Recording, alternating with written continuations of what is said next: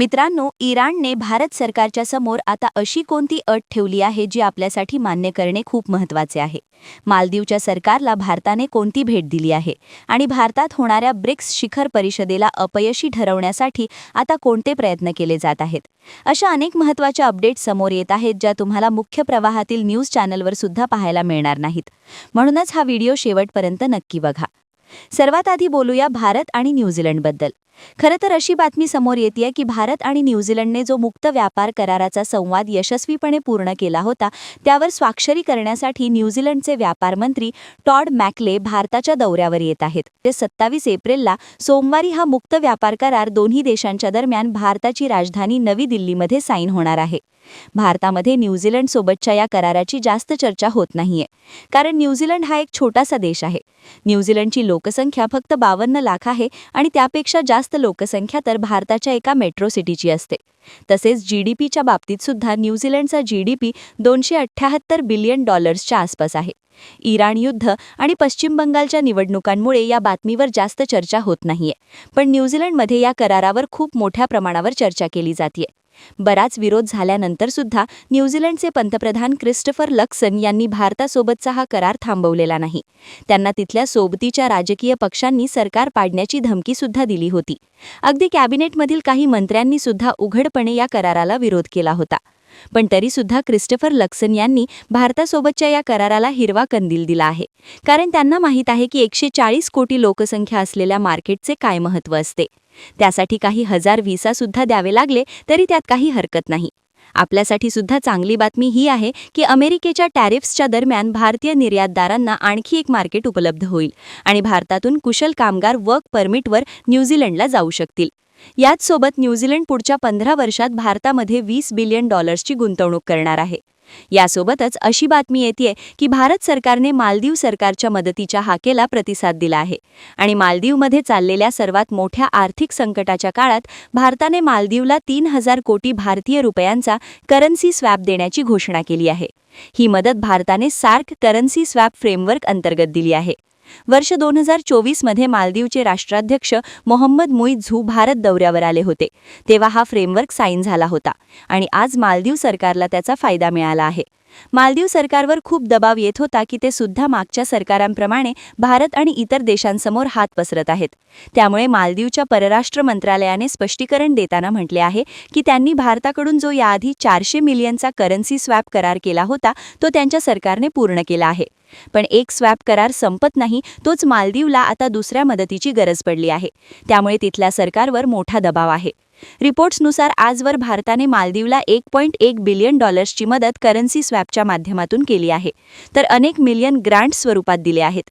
ज्यांना माहीत नाही त्यांच्या माहितीसाठी सांगते की भारताने ही जी 3000 कोटींची मदत केली आहे ते एक प्रकारचे कर्जच आहे, पण कमी काळासाठी आणि सोप्या अटींवर आहे. जे रीतसर कर्ज असते ते अनेक वर्षांसाठी असते आणि त्याचा कालावधी 5, 10 किंवा 15 वर्षांपर्यंत असतो. म्हणजेच खूप मोठ्या काळासाठी आणि त्यावर व्याजाचा दर सुद्धा खूप जास्त असतो, जसे की 4%, 5% किंवा 7%.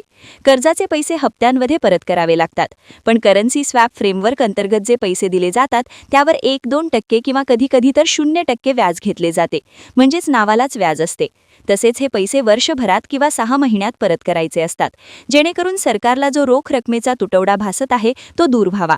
मालदीवची अडचण अशी आहे की त्यांना वारंवार भारताकडून करन्सी स्वॅप यासाठी करावे लागत आहे कारण त्यांच्याकडे पैशांची चणचण संपायचे नाव घेत नाहीये. आधीच कर्जाचा एवढा दबाव आहे की त्यांना नवीन कर्ज घ्यायचे नाहीये. त्यात आता मिडल ईस्टमध्ये इराणचे युद्ध सुरू झाले आहे. आखाती देशांवर सुद्धा हल्ले झाले, ज्यामुळे आंतरराष्ट्रीय विमानसेवा विस्कळीत झाली आणि मालदीवमध्ये येणारे पर्यटक 40 ते 50% कमी झाले आहेत. म्हणजे जर आधी 100 पर्यटक यायचे तर आता फक्त 50 ते 60 पर्यटकच येत आहेत. आता जेव्हा बोलणी सुरू आहेत आणि युद्ध सध्या थांबले आहे तरी सुद्धा मालदीवमध्ये 30 ते 40% पर्यटक कमी येत आहेत. मालदीव सरकारचे 90% उत्पन्न पर्यटनावरच अवलंबून आहे. अशात जर पर्यटन क्षेत्रच चालले नाही तर सरकारचे बजेट कोलमडणे साहजिकच आहे.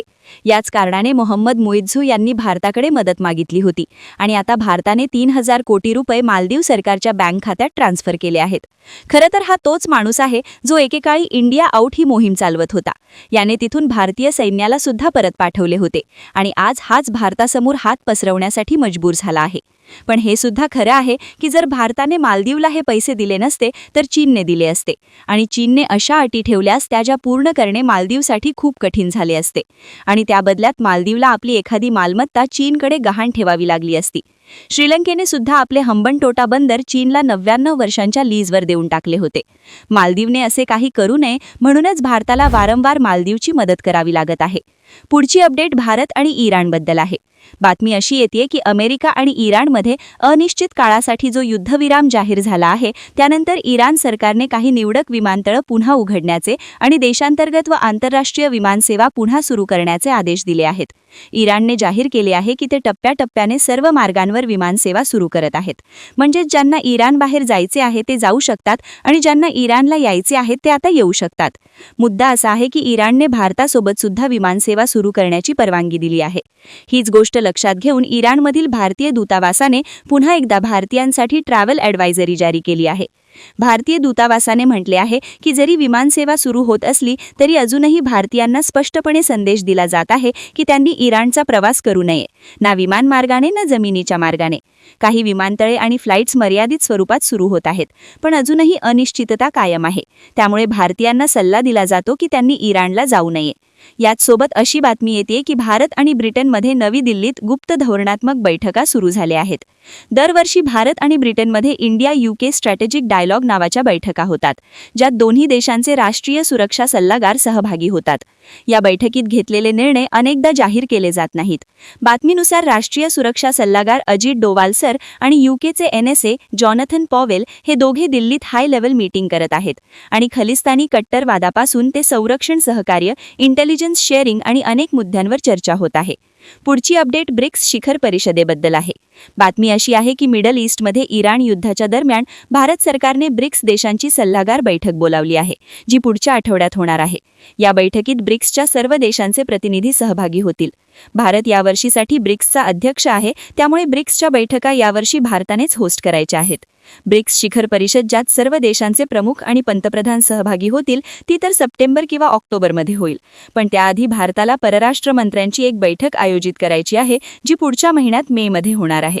14 ते 15 मेला भारत ब्रिक्स परराष्ट्र मंत्र्यांची बैठक घेणार आहे आणि यात आता फक्त 20-22 दिवस उरले आहेत. पण त्याआधी इराण आणि चीन या दोघांनी भारतात होणाऱ्या या बैठकीला अपयशी ठरवण्यासाठी आणि भारताला बदनाम करण्यासाठी प्रयत्न सुरू केले आहेत, ज्यामुळे भारत सरकारला अचानक ही बैठक बोलावी लागत आहे, जेणेकरून मतभेद दूर करता येतील.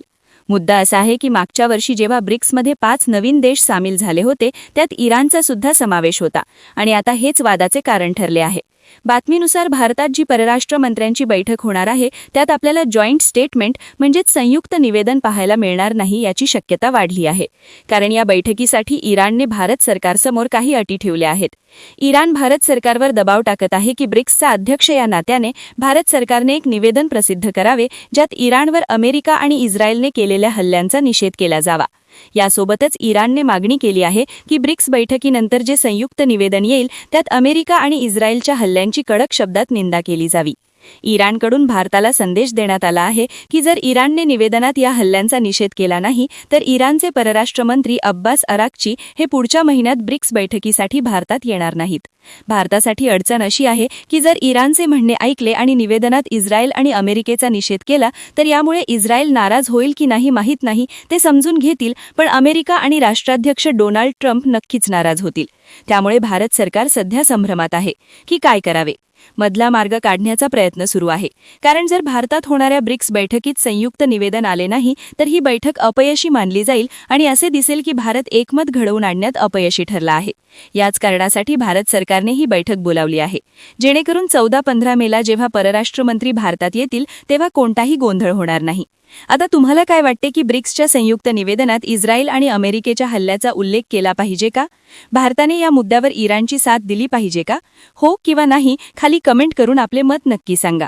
आजचा हा व्हिडिओ जर तुम्हाला माहितीपूर्ण वाटला असेल तर याला लाईक करायला विसरू नका आणि आपल्या मराठी माणसांपर्यंत ही महत्त्वाची माहिती पोहोचवण्यासाठी हा व्हिडिओ जास्तीत जास्त शेअर करा.